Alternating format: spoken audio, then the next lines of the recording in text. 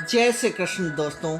भगवान श्री कृष्ण की अर्धांगिनी सत्यभामा ने द्रौपदी से प्रश्न किया, हे द्रौपदी, तुम कैसे अति बलशाली पांडु पुत्रों पर शासन करती हो?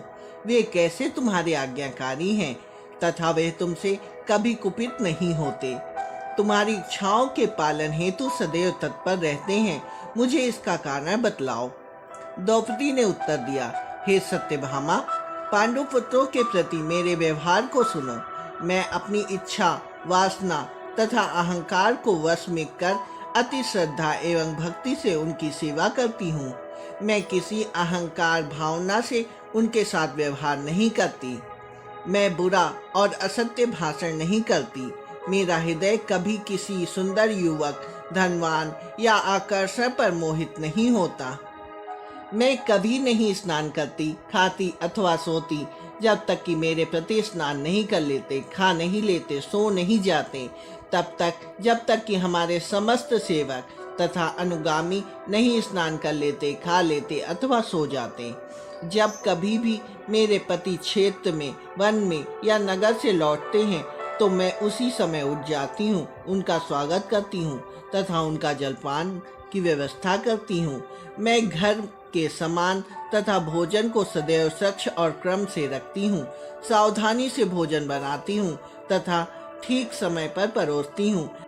मैं कभी बुरी स्त्रियों का अनुसरण नहीं करती। मैं वही करती हूँ जो उनको रुचिकर तथा सुखकर लगता है। कभी भी आलस तथा सुस्ती नहीं दिखाती। बिना विनोदावसर के नहीं हंसती। मैं द्वार पर बैठकर व्यर्थ समय नष्ट नहीं करती। मैं क्रीड़ा उद्यान में व्यर्थ नहीं ठहरती जबकि मुझे अन्य काम करने होते हैं। जोर जोर से हंसना, भावुकता तथा अन्य इसी प्रकार अप्रिय लगने वाली वस्तुओं से अपने को बचाती एवं सदैव प्रतिरत रहती हूँ। पति बिछोह मुझे कभी नहीं सुहाता। जब कभी मेरे पति मुझे छोड़कर बाहर जाते हैं तो मैं सुगंधित पुष्पों तथा अंगराग का प्रयोग नहीं करती।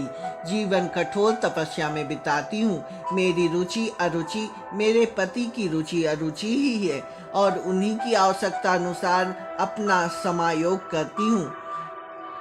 मैं प्राण प्रिय अपने पति की भलाई चाहती हूँ। मैं उन वक्तव्यों तथा यथा तथ्य पालन करती हूँ जो मेरी सास ने संबंधियों, अतिथि, दान, देव पूजा एवं पितृ पूजा के विषय में बतलाए थे। मैं उनका निस्दिन अक्षरांश पालन करती हूँ। मैं अपने पति के साथ बहुत नम्रता और आदर के साथ व्यवहार करती हूँ। पति सेवा में निर्धारित व्यवहारिक नियमों में तनिक भी विचलित नहीं होती। मेरा विचार है कि नारी का सर्वोत्तम गुण पति सेवा है। पति स्त्री का ईश्वर है, वही उसका एकमात्र शरणालय है। उसके लिए और कहीं शरण नहीं है। ऐसी दशा में पत्नी वह कार्य कैसे कर सकती है जो उसके पति को अप्रिय एवं अरुचिकर प्रतीत होता है। मेरे पति मेरे मार्गदर्शक हैं। मैं कभी भी अपनी सास की बुराई नहीं करती। मैं कभी सोने, खाने अथवा अलंकरण में अपने पति की इच्छा के प्रतिकूल नहीं जाती। मैं अपने काम पूर्णतः एकाग्रचित्त प्रोत्साहित होकर किया करती हूँ। मैं अपने गुरु की सेवा अत्यंत नम्रता के साथ किया करती हूँ। अतएव मेरे पति मुझसे बहुत प्रसन्न रहते हैं। प्रतिदिन मैं अपनी सास की सेवा अति आदर और नम्रता के साथ करती हूँ। मैं खाने पीने तथा कपड़ों आदि का स्वयं निरीक्षण करती हूँ। मैं खाने पीने, गहने, कपड़े आदि के विषय में अपनी सास से अधिक पाने की कभी इच्छा नहीं करती। मैं उनका अत्यधिक सम्मान करती हूँ। महाराज युधिष्ठिर के राजप्रसाद में वेद पाठ करने वाले ब्राह्मणों की मैं भोजन, जल तथा परिधान द्वारा पूजा करती हूँ। मैं समस्त परिचारिकाओं के अभियोग सुनती हूँ तथा उनके निराकरण का उद्योग करती हूँ और उनको संतुष्ट करने का प्रयत्न करती हूँ।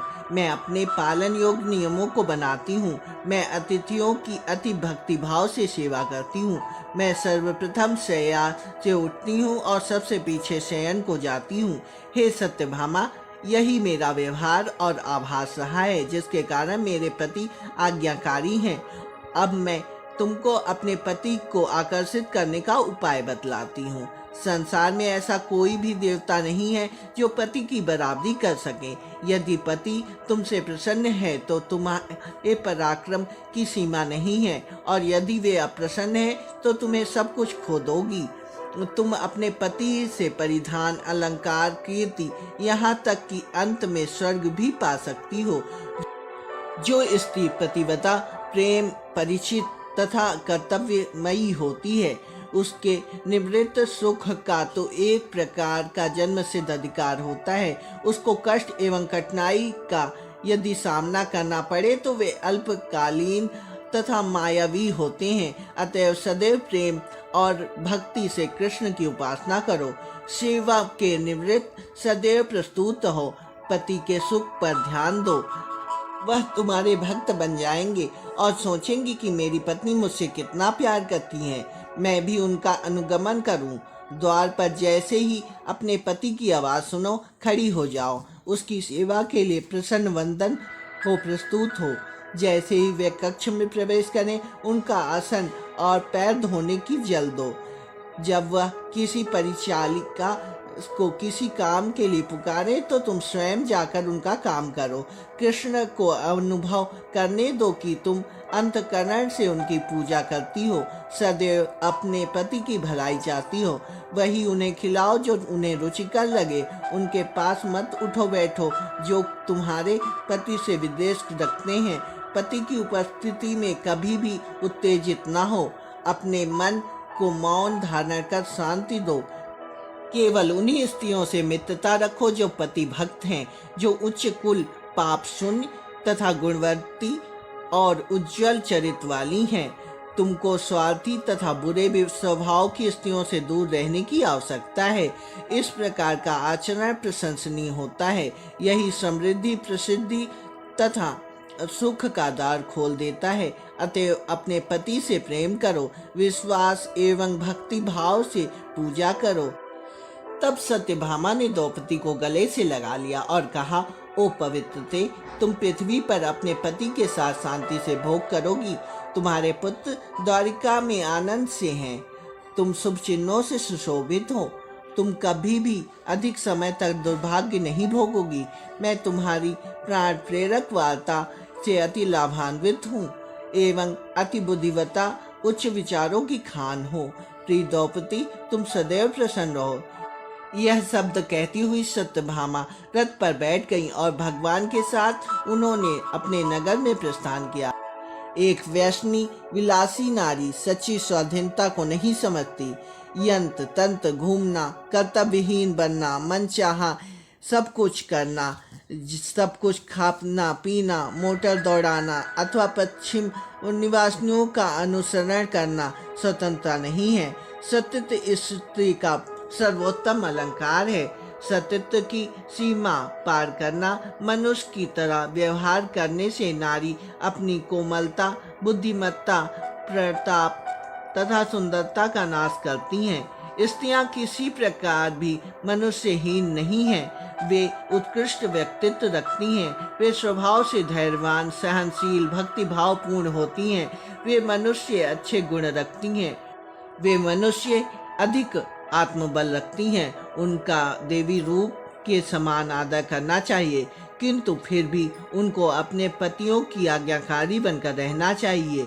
यह सब उनके प्रताप, तेज तथा पतिव्रत धर्म को उज्जवल करेगा। पत्नी मनुष्य की अर्धांगिनी होती है। कोई यज्ञ अथवा धार्मिक कृत उसके बिना सफल नहीं होता। वह मनुष्य की जीवन संगनी है।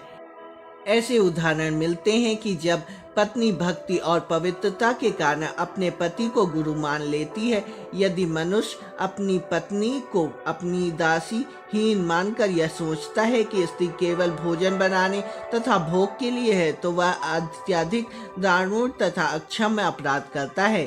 स्त्रियों को शिक्षा देनी चाहिए। सभ्य नारियां समाज के निर्मित आशीर्वचन के समान हैं, किंतु अत्यधिक स्वाधीनता तथा स्वच्छता का फल अत्यंत भयानक होता है।